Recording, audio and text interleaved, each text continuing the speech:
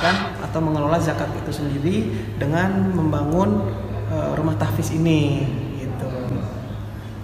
Itu sih.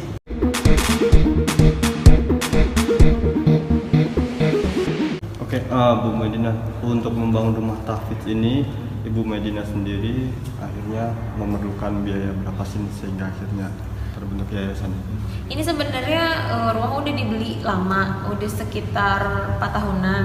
Tapi tadinya mau dijual karena kosong gitu, karena nggak ada yang ngurus. Nah, cuman kemarin sempet kita ada ide ya, sempet ketemu teman buka rumah tahfiz di daerah Cibubur.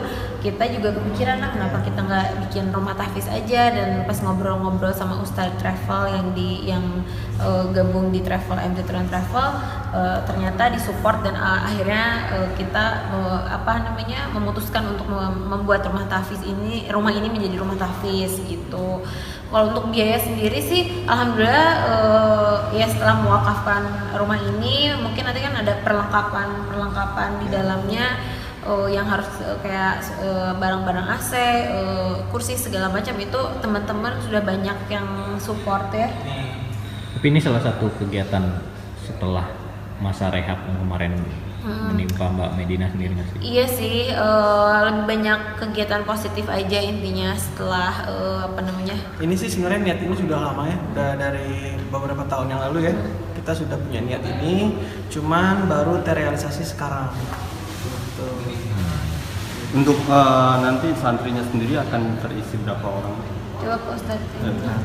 Untuk santrinya jadi sekitar 25 orang dulu untuk sementara, dan itu juga hanya untuk kalangan ikhwan atau laki-laki saja karena emang terbatas tempatnya. Semoga nanti ini menjadi pilot project kan, kedepannya bahkan akan lebih besar lagi, kita doakan dan rezekinya dimudahkan, diberkahkan, dan insya Allah nanti selanjutnya akan kita menerima lebih besar setelah itu gitu kan, seperti itu. Nah, untuk pola pengajaran pun sistemnya sendiri seperti apa sih? Untuk sistem, karena ini adalah rumah tahfidz, jadi ditarget ini 1 tahun ini udah lancar hafalan Qurannya. Ya, setengah tahun awal itu setoran 30 juz sudah selesai, dan setengah tahun selanjutnya itu adalah untuk mengitqonkan atau menguatkan hafalannya. Nah, makanya seleksi awal itu adalah karena ini beasiswa gratis full gitu kan, maka di awal itu santri itu dia harus siap komitmen menyelesaikan 30 juz dan sebelum 1 tahun. Kemudian yang kedua, dan itu mereka gitu kan kita prioritaskan untuk orang-orang yang kurang mampu. Kemudian yang kedua, yang dipastikan mereka udah selesai jenjang SMA, SMK ataupun juga aliyah, seperti itu. Jadi sebelum ke kuliahan, sebelum mereka melanjutkan studi ke kuliah, nah mereka bisa menjadikan ini tempat untuk mencetak para penghafal Quran, seperti itu. Bu Medina, tadi kan dikatakan ada teman-teman yang support juga, ada nggak sih teman-teman kalangan artis yang support juga?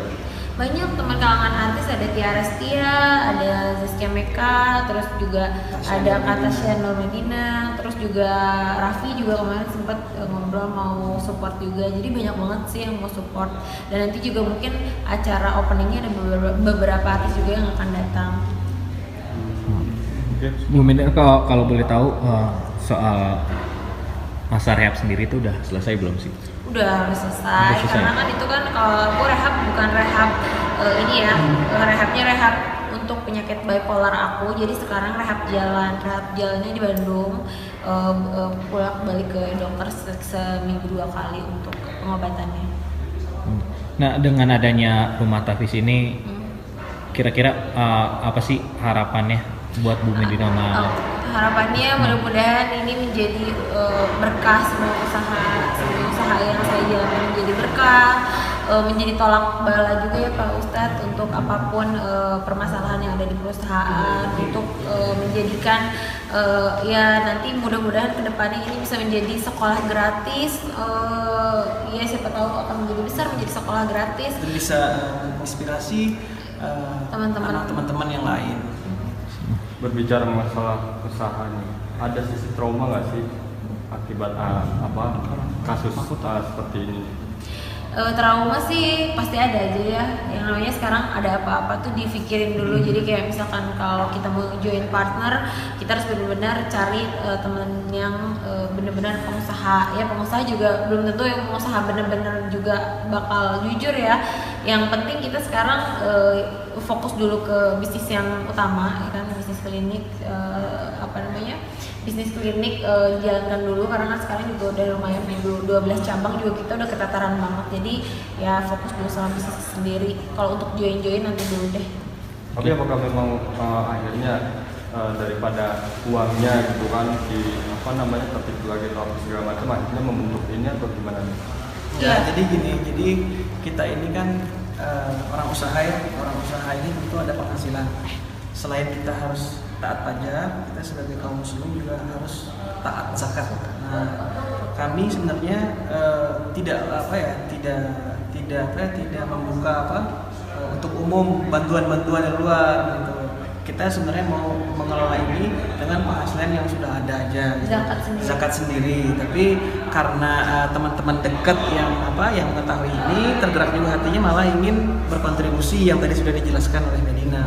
Jadi sebenarnya niat awalnya sih di situ ya, kita ingin mengelola zakat kami baik dengan benar.